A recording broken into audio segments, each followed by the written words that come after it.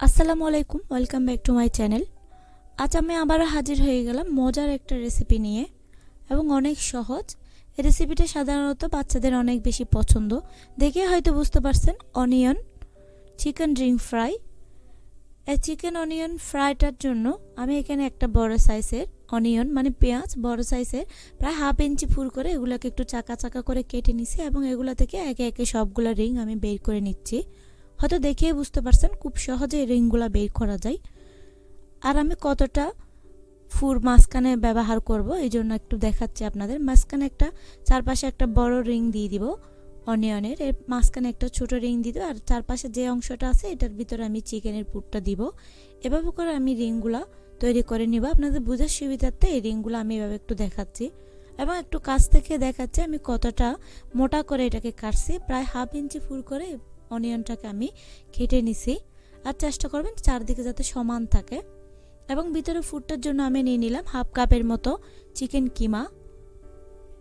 এই চিকেন কিমাটার সাথে আমি দিয়ে দিচ্ছি হাফ চা চামচের মতো কালো এবং সাদা গোলমরিচ গুঁড়া।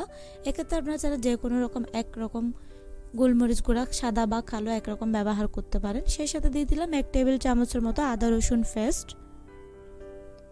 আরও লাগছে আমি এখানে 1 চা চামচের মতো টমেটো কেচাপ বা টমেটো সস ব্যবহার করছি। আমি এখানে টমেটো কেচাপটাই ব্যবহার করছি। সেই সাথে দিয়ে দিচ্ছি 1 চা চামচের মতো সয়া সস।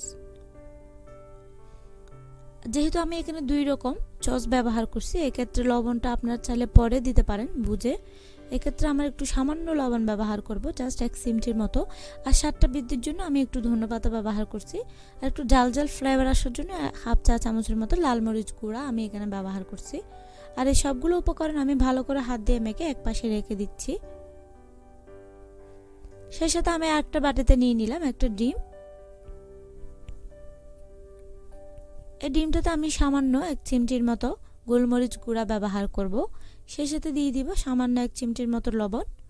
এগুলো দিয়ে আমি এগুলো একটু ভালো করে ফেটে নিচ্ছি সবগুলো উপকরণ। আর আমার ফাটতে ফাটতে মনে হচ্ছে ডিমের পরিমাণটা একটু কম হয়ে গেছে, এই জন্য আরেকটা ডিম লাগবে। এই জন্য আমি এখানে আরেকটা ডিম ব্যবহার করছি। দুটো ডিম ভালো করে মিক্স করে আমি এক পাশে রেখে দিচ্ছি। সেই সাথে আমি এখানে নিয়ে নিলাম কিছু ব্রেড ক্রাম্ব। আর এই ব্রেড ক্রাম্ব আমার বাসায় তৈরি করা। এরপর আমি যে চিকেনটা ভালো করে মিক্স করে রাখছিলাম সবগুলো মশলা দিয়ে এই চিকেনটা নিয়ে নিলাম এবং এখান থেকে কিছু অংশ নিয়ে নিলাম। আর যেহেতু আমাদের রিংয়ের মাঝখানের যে চারপাশের অংশটা থাকে এটা খুব বেশি জায়গা থাকে না, এই জন্য আমি খুব বেশি চিকেনের প্রয়োজন নাই। যতটা মোটা করতে চান ততটা ভাবে এভাবে আপনার চিকেনটা পরিমাণটা বুঝে নিয়ে নেবেন। আর আমি একটা পরিষ্কার জায়গায় এই চিকেনটাকে একটু লম্বা লম্বি করে নিচ্ছি প্রথমে 2 হাতে। একটু লক্ষ্য করলে বুঝবেন ভিডিওটা খুব সহজ এবং অনেক মজার এবং দেখতে একটা ডিফারেন্ট লুক আছে। আর এই রেসিপিটা বাচ্চাদের অনেক বেশি পছন্দ। আপনারা এভাবে তৈরি করে বাচ্চাদের টিফিনেও আপনারা এভাবে দিতে পারেন, একদম ছেটেপুটে খেয়ে নেবে যেহেতু এখানে চিকেনের একটা অংশ আছে। একটু লম্বা লম্বি করে নিলাম, আমি যতটা মোটা রাখবো এভাবে করে তৈরি করে নিলাম। লম্বা লম্বি করে নিয়ে আমি একটা চিকেনের অনিয়নের রিং নিয়ে নিলাম। একটা বড় সাইজ প্রথমে রিং নিয়ে নিলাম এবং এই রিংটার চারপাশে প্রথমে ভিতরের চারপাশে যে লম্বা লম্বি করে আমি চিকেনের অংশটা রাখছি এটাকে দিয়ে দিচ্ছি। দেখে একটু বুঝে নিতে হবে, হয়তো আমি বুঝাতে পারছি না। এবং মাঝখানে যে ফাঁকা জায়গাটা আছে এর ভিতরে আমি আরেকটা অনিয়নের রিং বসাই দিচ্ছি এবং পেছনে একটু করে বের হয়ে যেটা যায় এটা চাইলে এভাবে রেখেও দেওয়া যায়, আবার সৌন্দর্যের জন্য চাইলে একটু নিয়েও ফেলা যায়। আমি এভাবে একটু চারপাশে টিক করে দিচ্ছি। আর এভাবে করে একটু চেপে দিলে কোনো রকম খুলে আসার চান্স থাকে না।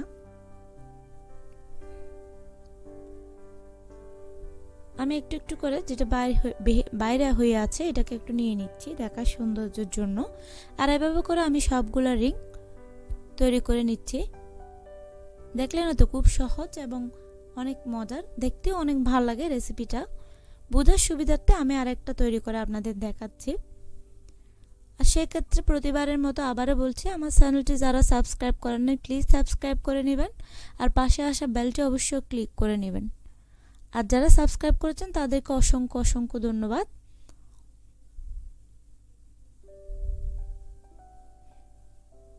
আর রেসিপিটা ভালো লাগলে অবশ্যই লাইক করবেন, সেই সাথে বেশি বেশি করে শেয়ার করবেন যাতে ফ্রেন্ডস আর ফ্যামিলি সবাই দেখতে পারে। আর এইভাবে করে আমি সবগুলা অনিয়নের রিং তৈরি করে নিছি।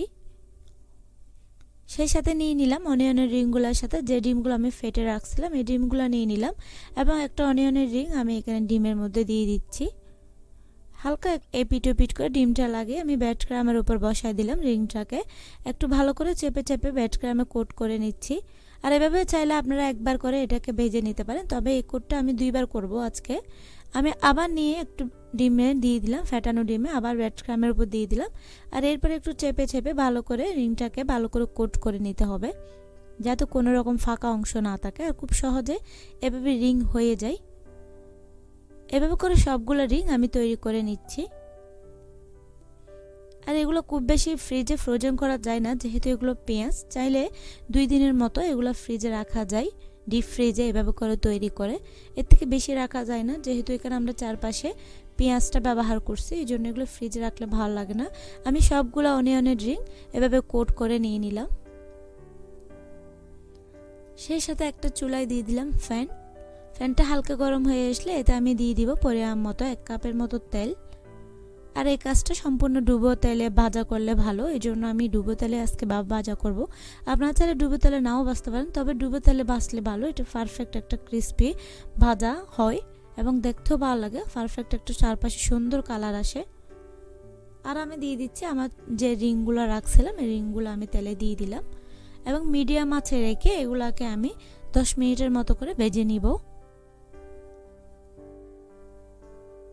এবং সুন্দর একটা কালার আসার পরে এপিট ওপিট আমি একটু উল্টে দিচ্ছি। এভাবে করে এপিট ওপিট সুন্দর একটা ব্রাউন কালার আসার পরে এগুলাকে আমি সবগুলা ভেজে তুলে নিচ্ছি।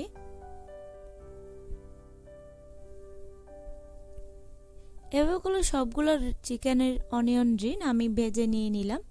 দেখে হয়তো বুঝতে পারছেন কতটা সহজ এবং ইয়ামি একটা রেসিপি, বাচ্চাদের তো অনেক বেশি পছন্দ। আর আজকের মতো বিদায় নিচ্ছি, সবাই ভালো থাকবেন, আল্লাহ হাফেজ।